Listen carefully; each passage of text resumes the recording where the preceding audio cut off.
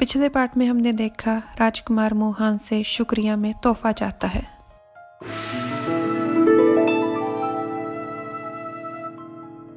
मोहन कहता है आप पहले खाना खा लीजिए। राजकुमार मोहन को ऐसे देखकर मन में कहता है जुनकिंग और भी प्यारा लगता है जब वो शर्माता है। मोहन राजकुमार से बचने के लिए अभी तक दफ्तर में बैठकर किताब पढ़ रहा है। राजकुमार आता है और मन में कहता है अभी तो मैंने तुम्हें जाने दिया था, पर ऐसा हर बार नहीं होगा, मैं तुम्हें ऐसे बचकर भागने नहीं दूंगा। और कहता है बहुत देर हो गई है, वांगफई को अपने कमरे में वापस जाना चाहिए। तो मोहन कहता है मैं अभी थका नहीं हूँ। तो राजकुमार भी कहता है मैं भी अभी थका नहीं हूँ। राजकुमार मोहन का हाथ पकड़कर खींचता है और कहता है चलो मेरे साथ, मुझे तुम्हें कुछ दिखाना है।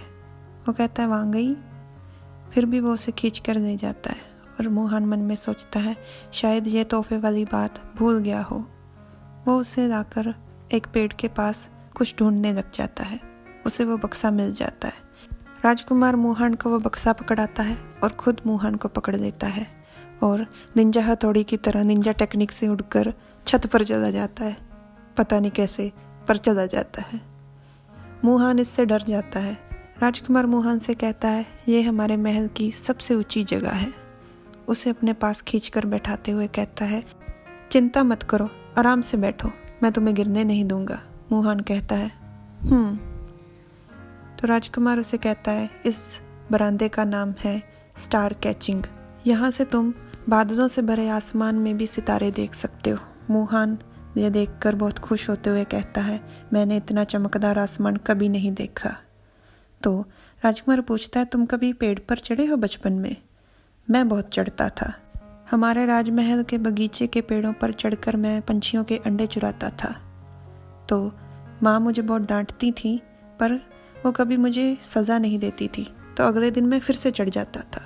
तो मोहन कहता है मैंने कभी नहीं सोचा था कि आप बचपन में इतने शरारती होंगे।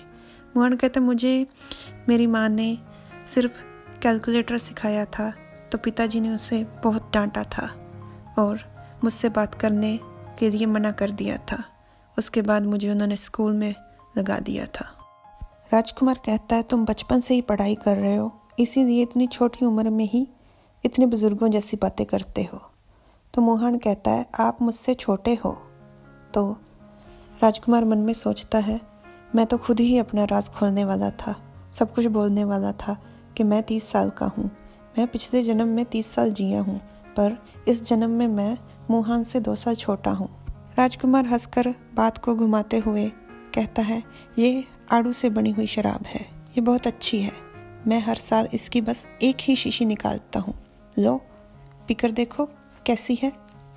तो मोहन शराब लेकर पीता है और उसे वो बहुत पसंद आती है। कहता है इसकी खुशबू से कितनी ताजगी महसूस हो रही है।